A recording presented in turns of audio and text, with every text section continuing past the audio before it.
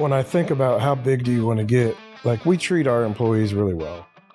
We pay 100% of their health insurance and contribute to a retirement plan and things like that, and always do lots of different events for them. So I feel like we've created a really good workplace for people, right? Where people wake up and they're excited to go to work, or they're not dreading going to work. I mean, no one's really excited to go to work. And so the more people that I can employ, I feel like the more lives we make better. And so I like the idea of having more employees. Right now we're at about 50, but I'd love to have 100 people where I feel like that's 100 happy people. It's never 100%, but 89 really happy people that really enjoy the company they work for and they're proud to work for it. Welcome to The Decision from Nashville EO, where you will hear the rest of the story after tough decisions were made by entrepreneurs who faced adversity and lived to tell about it.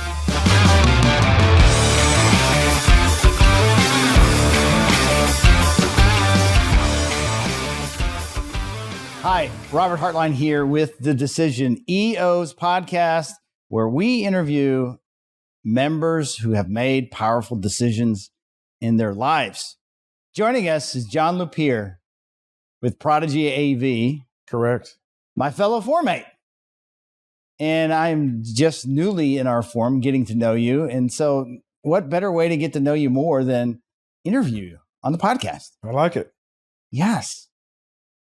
So tell me about your first entrepreneurial journey. What did that look like?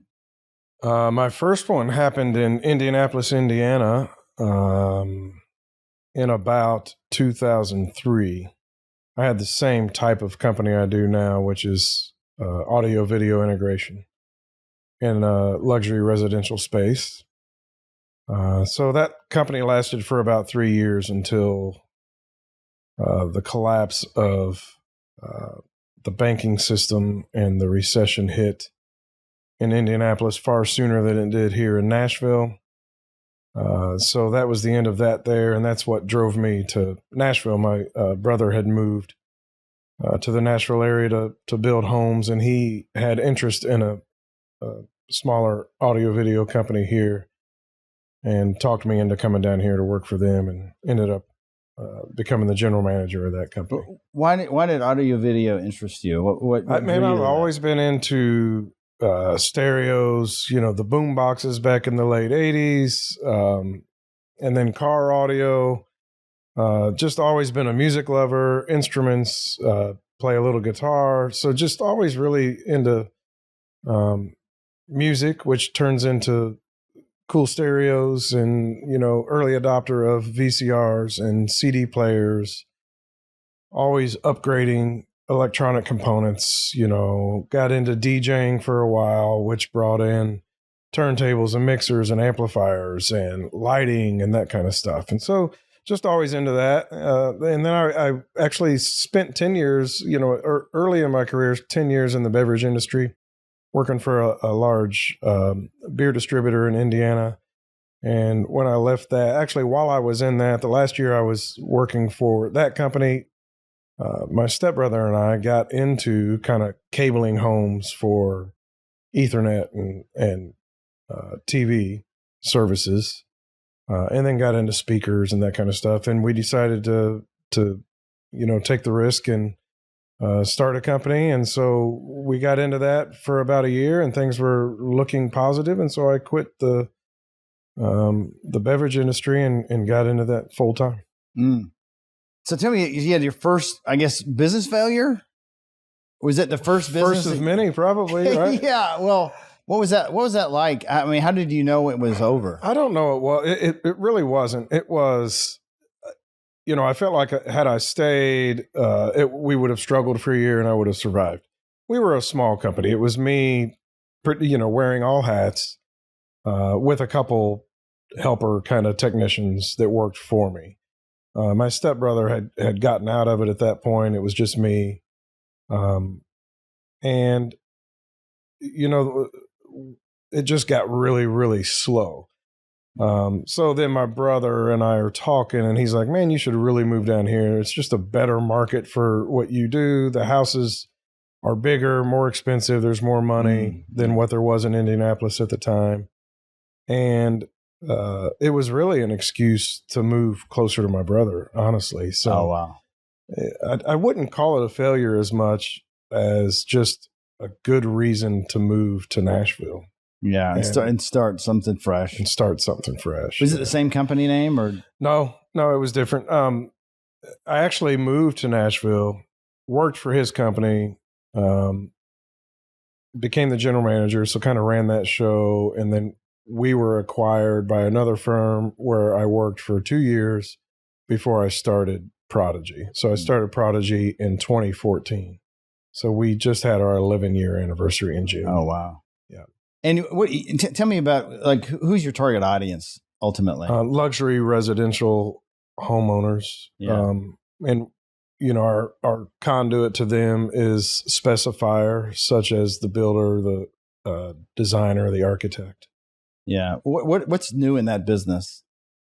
Well, you know, one of the interesting things about the business, and the reason I like it so much, is that it's ever evolving, right? There's always something new and always things to keep up with and challenging and all that. So in the industry itself, we've gotten really into lighting lately. So when I say lately, in the last 10 years, performance lighting fixtures, you know, LEDs become very popular in recessed lighting.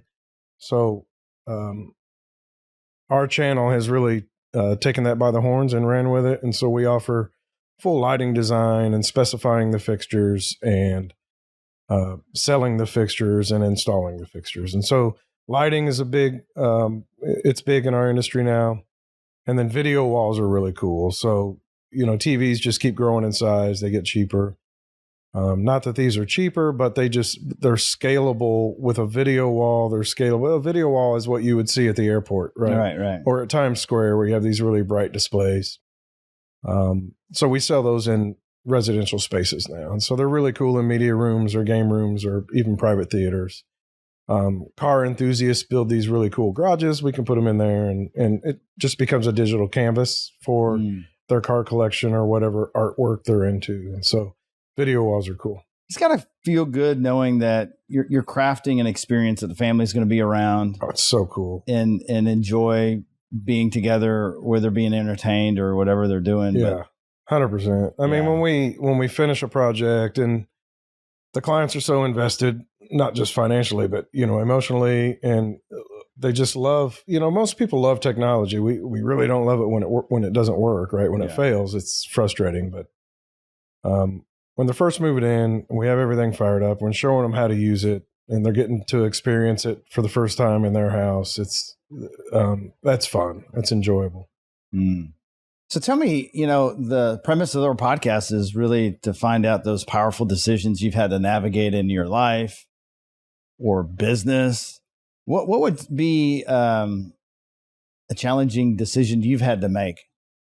Well, for sure, the biggest one was, you know, when I'm in Indianapolis and Lehman Brothers fold and the banking industry, you know, pretty much shuts down, and every one of my builders, you know, they were all struggling and no new construction, and you could just see it.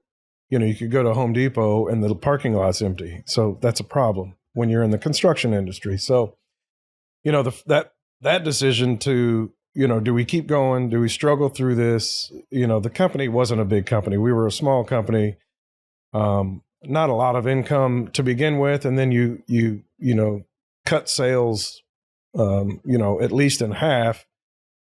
There was the decision, do we stick this out and try to keep going or move to Nashville, work for an established company for however long that period of time is, and then try it again. And so that was a decision that we chose. Totally glad I did. You know, just love the town of Nashville, love the people, but also the industry down here.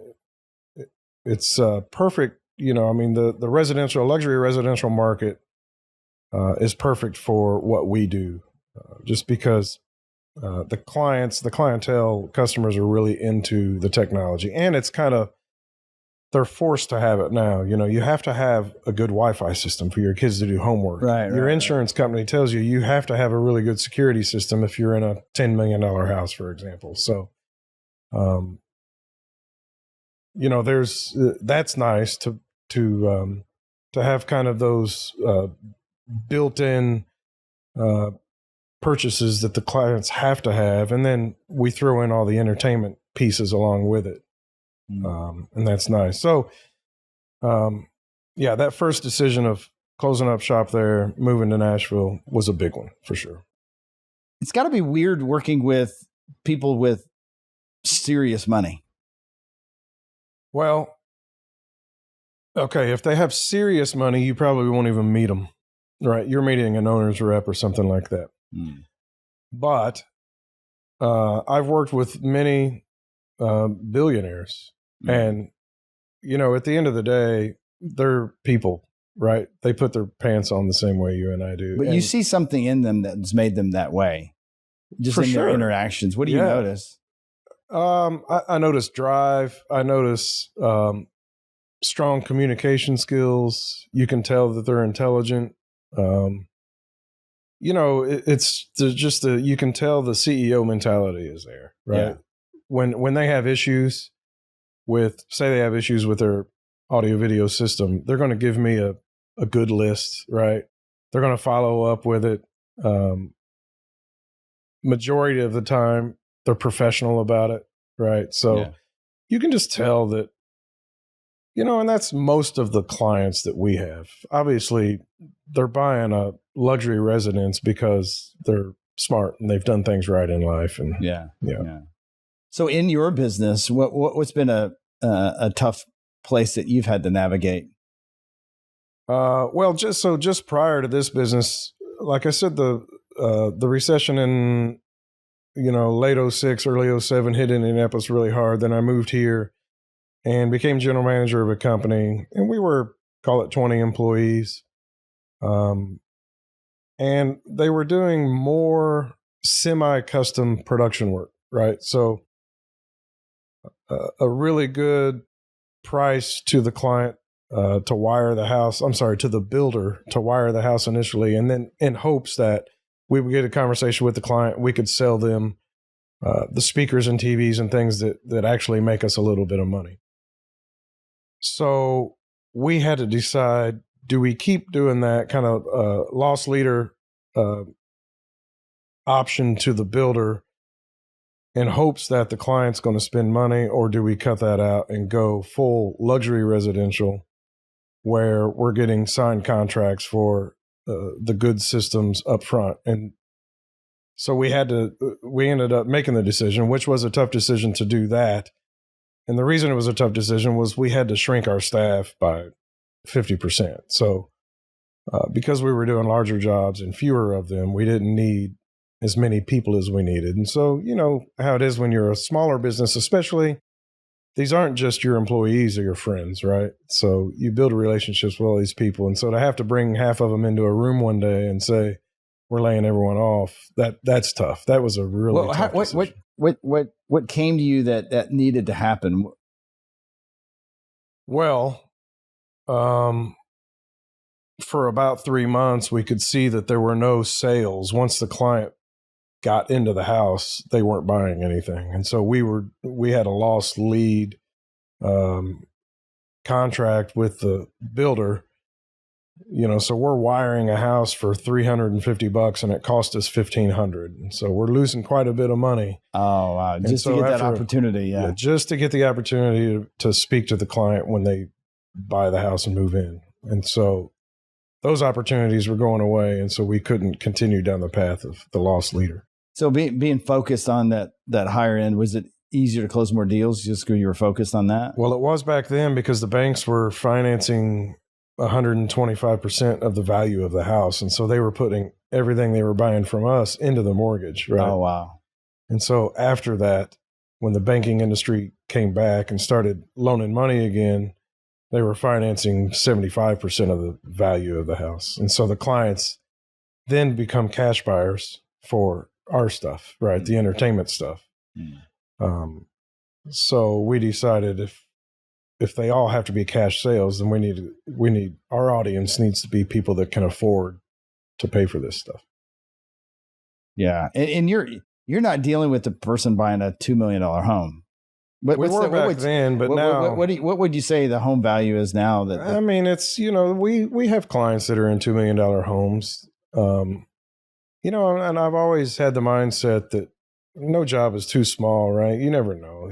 A guy could hire you to come hang a TV and you really don't have time to do it, but you do it and you do such a good job. He says, well, I'm building a house in Aspen that's 30,000 square feet. Why don't you go hang those? And so everything can turn into something. Plus, the really, really big jobs take 2 to 3 years to build, right? So there's a lot of downtime. So you have to fill the schedule with kind of smaller jobs. So I like a mix of small, and so the $2 million homes kind of fall into that, what we call hang and bangs. We can be in and out in a day or two, make the client happy, do a good job, make a little bit of money, and it keeps your guys employed. But our bread and butter is going to be in that $5 million and up, and we really like the $10 to $20 million homes. Wow. For good systems, for the fun stuff. Yeah. Those are projects that are going to take a while. They take a while, 2 to 3 year builds typically. Oh, wow. Sometimes long. I mean, the longest build I had was like 6 years. So how long have you been in EO? Actually, in EO is only a little over a year, or maybe right at a year. Yeah. So what originally drew you to EO? A couple of my clients are EO members, and so we started a IT management division, and I reached out to one of my clients, an orthodontist, has a couple offices, to see if he was interested in those services, and he actually does that in-house, but he said, you should join EO, and you could make a lot of contacts there. It's the first time I'd heard of it. So I looked into it a little bit, and then saw one of my other clients, who's a good friend, was a member, talked to him about it.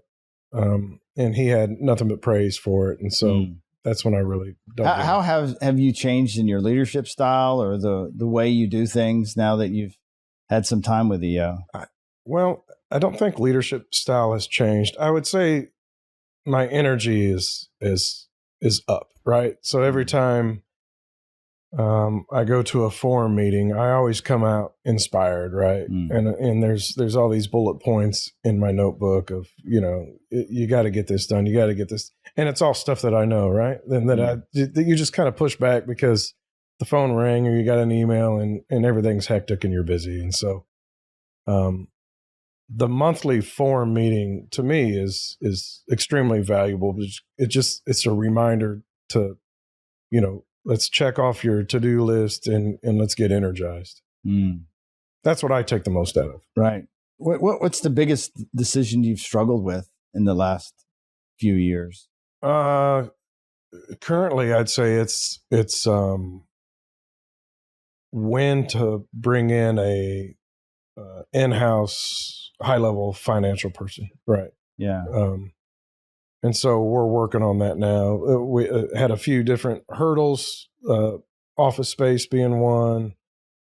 Do we have enough work to keep someone busy full time was one.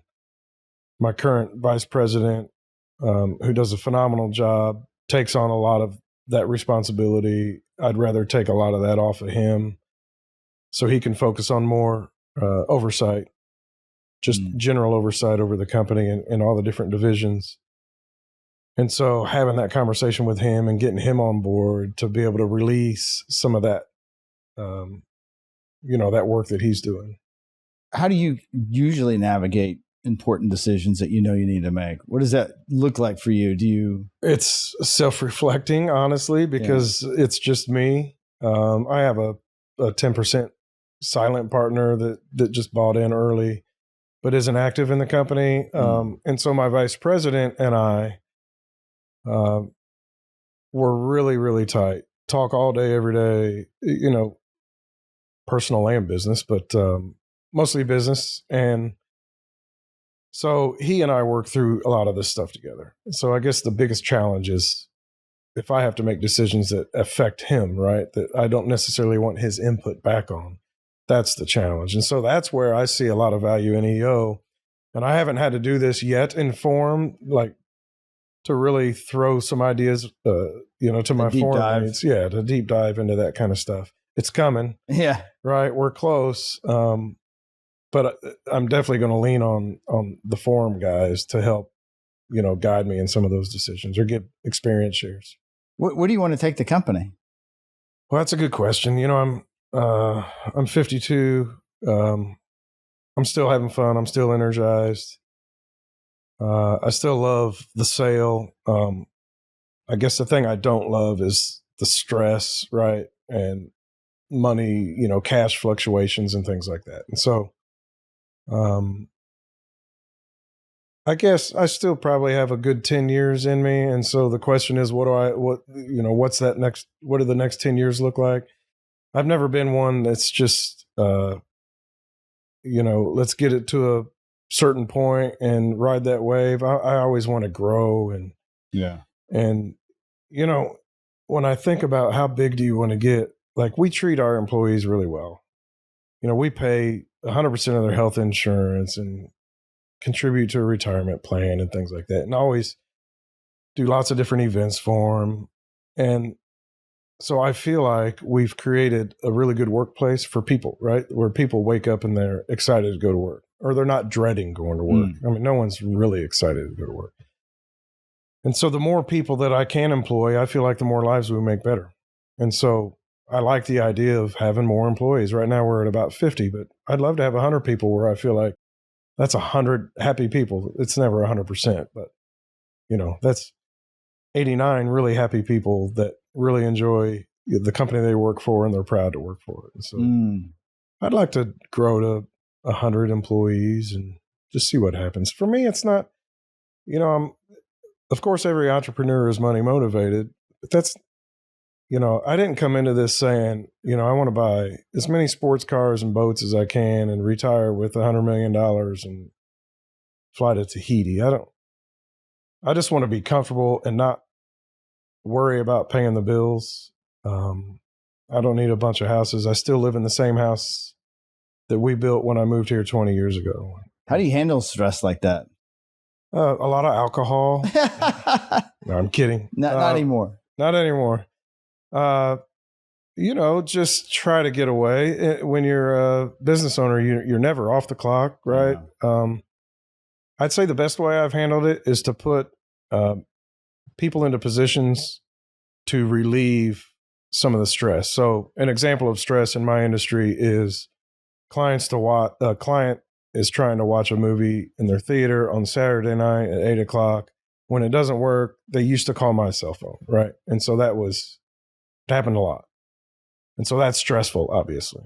And you have to tell them to press the input button twice. You have to walk them through it. Yeah. Because you want them to tell their friends how good we are. Yeah. So just taking that off of my plate, right, and creating a service team where we have someone on call to answer those kind of things. Just an example of relieving stress for me. And so I've tried to, I'm trying not to work in the company anymore and just work on the company. I pretty much only do the things that I really want to do. I really like lighting design, so I'm very active in lighting design and helping the lighting designers with that creative process and meeting with those clients. So no more crawl spaces and attics pulling wire for me and answering all of the calls from the upset homeowner or the really needy contractor and things like that. So that's how I've handled stress. Just try to get all of that off of me. What is your unique ability? What's that thing that employees lean on you for that you're uniquely designed to do and you enjoy to do? Kind of visionary. Yeah. I go to a lot of trade shows. I actually go and visit other dealers in other markets. I try to do that 2 or 3 times a year and just go spend a few days with a very successful dealer in another market and just learn from what they're doing and see what they're doing different or better or worse and get ideas and just try to bring that to the team. Yeah. That's my strength now. I'm always been a pretty good designer of integrated systems and pretty good at lighting design and that the artistic part of that. And so I feel like I bring a lot to the table when it comes to assisting our design team as well. Are you often brought into the bigger sales?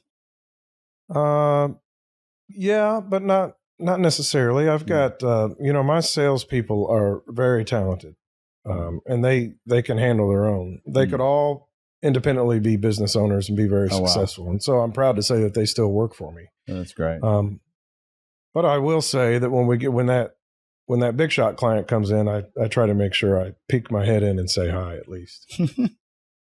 Well, yeah, it's a big dopamine rush when you get well, for sure. Yeah. Yeah. When a guy that you just saw in concert a few weeks ago is in your showroom, you want to be there. That's exciting. John, thank you for joining. Of course. Awesome. Thank you for having me. Now, if you are an entrepreneur right here in Nashville, Tennessee, and you're looking for a community to belong to, you can visit eonashville.com and learn how. 300 plus entrepreneurs right here in Nashville, Tennessee gather every single month in what we call forum and brainstorm, strategize, and help make powerful decisions that will shape your life and your business. Please visit us, eonashville.com. Thanks for watching, and I hope you have a wonderful rest of your week. Thanks for listening to the Decision Podcast by Nashville EO. We'll see you again next time, and be sure to click subscribe to get future episodes.